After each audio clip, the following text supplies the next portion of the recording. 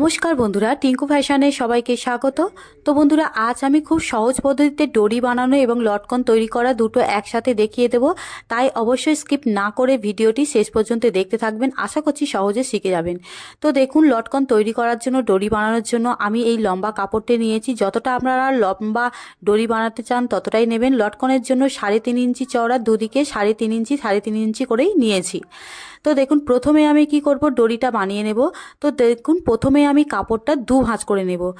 তো দু ভাঁজ করে নিয়েছি। একটা সাইডের দিক থেকেই আমি একটু যতটা মোটা সরু আপনারা ডোরি বানাতে চান ততটা চওড়া করেই আপনারা সেলাইটা করবেন। আমি এখানে একটু সরু করেই করব। তো দেখুন, আমি সেই অনুযায়ী কিন্তু এখানে সেলাইটা দিয়ে নিচ্ছি। আপনারা কিন্তু তেমনটাই সেলাই দিয়ে নেবেন। আর আমি এখানে ডবল করে সেলাই দেব, কেননা সিঙ্গেল সেলাই দিলে কোনো সময় টানতে গেলে হয়তো ছিঁড়ে যেতে পারে। সেই জন্য অবশ্যই করে ডবল সেলাই দিয়ে নেবেন, তাতে কোনো অসুবিধা হবে না। তো দেখুন, আমি ডবল সেলাই দিয়ে নিয়েছি। এবারে ধারে যে এক্সট্রা কাপড় রয়েছে সেই এক্সট্রা কাপড়টা কাটিং করে বাদ দিয়ে দেব। আর অবশ্যই করে ধারে সেলাইয়ের পর অল্প একটু কাপড় রেখেই কিন্তু কাটিংটা করব। আর একদিক থেকে কি করব, অল্প করে একটু চওড়া কাপড় তো একটু ছোট করে সরু করে কাপড়টা রেখে দিলাম। এবার একটা সুতো নিয়ে নেব। আর সুতোটা অবশ্যই একটু মোটা করেই রেখেছি যাতে ছিঁড়ে না যায়। তো এইভাবে ভিতরের দিকে দিয়ে একটা সাইডের দিক থেকে আমি সেলাইটা করে নিলাম।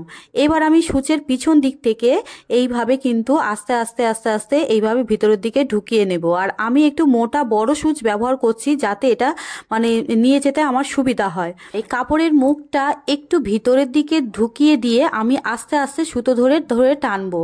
অল্প কিছুটা অংশ ভিতরের দিকে ঢুকে গেলে আমি আস্তে আস্তে এইভাবে টানতে টানতে নিয়ে যাব। প্রথমে সুতো ধরে টানবো, তারপর আবার আঙুল দিয়ে একটু চেপে আবার নিচের অংশ ধরে টানবো। কেননা আস্তে আস্তে চেপে ধরে এইভাবে টানলে কি হয়, সুতো ছিঁড়ে যায় না। অনেক সময় ভিতর থেকে সুতো ছিঁড়ে যায় টানার ফলে। সেই জন্য আমি অল্প একটু টানছি আর একটু চেপে ধরে নিচের দিক থেকেও টানছি। এইভাবে আস্তে আস্তে কিন্তু আমি ডোরিটা বানিয়ে ফেললাম। দেখুন, ডোরিটা আমার তৈরি করা হয়ে গিয়েছে। এবারে এই টুকরো কাপড়টা নেব, নিয়ে প্রথমে আমি এই কোনাকুনি এইভাবে ভাঁজ করে নেব, আবারও এই ডবল করে ভাঁজ করে নেব। বুঝতে পেরেছেন? এইভাবে ভাঁজ করে নেব। আপনারা চাইলে আমি যে ডিজাইনটা করব আপনারা হাত সুচ দিয়েও আগে সেলাই করে নিতে পারেন, কিন্তু এখানে আমি ডোরিটা আগে বসিয়ে সেলাইটা করে নেব। নিলে কি হয়, এটা সুবিধা হয়, তাহলে ডোরিটা কোনো ছিঁড়ে যায় না বা খুলে যাওয়ার সম্ভাবনা থাকে না। তো দেখুন, এইভাবে আমি সেলাইটা করে নিলাম। এবারে সুতো নিয়ে আমি কি করছি, এইভাবে একটু 1/2 ইঞ্চি বা 2 থেকে 3 সুত গ্যাপ রেখে আমি এইভাবে সেলাইটা করে নিয়ে এই দেখুন এইভাবে ভাঁজ করে দিলাম। এবার সুতোটা ঘুরিয়ে ঘুরিয়ে এইভাবে টাইট দিয়ে গিঁট দিয়ে দেব। বুঝতে পেরেছেন? এইভাবে দিয়ে নেবেন, কোনো অসুবিধা হবে না। তো দেখুন এটা কতটা সুন্দর হয়েছে। আরও একটি টুকরো কাপড় নেব, তো একই রকম মাপ, তো সেই মাপে ঠিক এইভাবেই কিন্তু আমি এইভাবে ভাঁজ করে দিচ্ছি। কেমনটা ভাঁজ করে নিয়েছে দেখে নিয়েছেন।